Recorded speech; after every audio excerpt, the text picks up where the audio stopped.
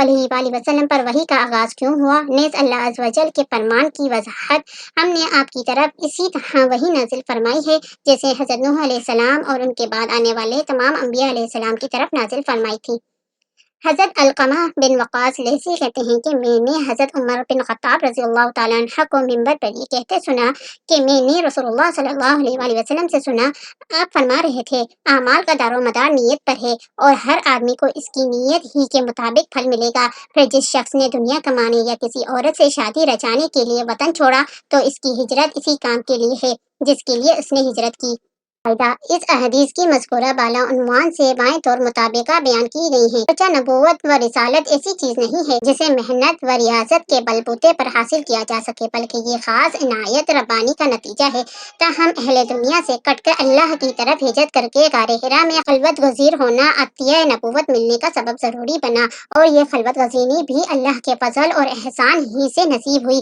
گویا رسول اللہ صلی اللہ علیہ وآلہ وسلم کا اپنے گھر سے غار حرا تک ہجرت کرنا نزول وحی کا مقدمہ اور مکہ سے مدینے کی طرف ہجرت کرنا ظہور وحی کے لیے پیش خیمہ ثابت ہوا، کیونکہ مکے میں کفار کی مخالفت کی وجہ سے وحی کو عام کرنے کا موقع مل سکا، اور ہجرت مدینہ کے بعد اس وحی کا خوب چرچا ہوا۔ اس احادیث میں اعمال سے مراد انسان کے وہ اختیار افعال ہیں جو عبادت کے ضمن میں آتے ہیں، کیونکہ عبادت ہی میں اخلاص اور حسن نیت کی ضرورت ہوتی ہے۔ فساد نیت سے عبادت کے ادائیگی نہ صرف ثواب سے محرومی کا باعث ہے بلکہ اللہ کے یہاں اس پر سخت سزا کا بھی اندیشہ ہے۔ اس کے برعکس عادت و معاملات نیت بغیر بھی وقوع پذیر ہو جاتے ہیں۔ مثلا کوئی شخص کسی کو 1000 روپے دیتا ہے تو دوسری کی ملکیت ثابت ہو جاتی ہے، البتہ اگر وہ اس میں نیت اللہ کی رضا کے لیے تو پھر اخلاص آ جانے سے اسے بھی عبادت کا درجہ حاصل ہو جاتا ہے جس پر اللہ کے یہاں اجر و ثواب کا وعدہ ہے۔ چونکہ نیت دل کا فعل ہے اس لیے زبان سے نیت کے الفاظ ادا کرنا تکلیف محض ہے۔ نیز جن عبادات و اعمال کا تعلق دل ہی سے ہے، مثلا خشیت و عنابیت اور خوف وجرہ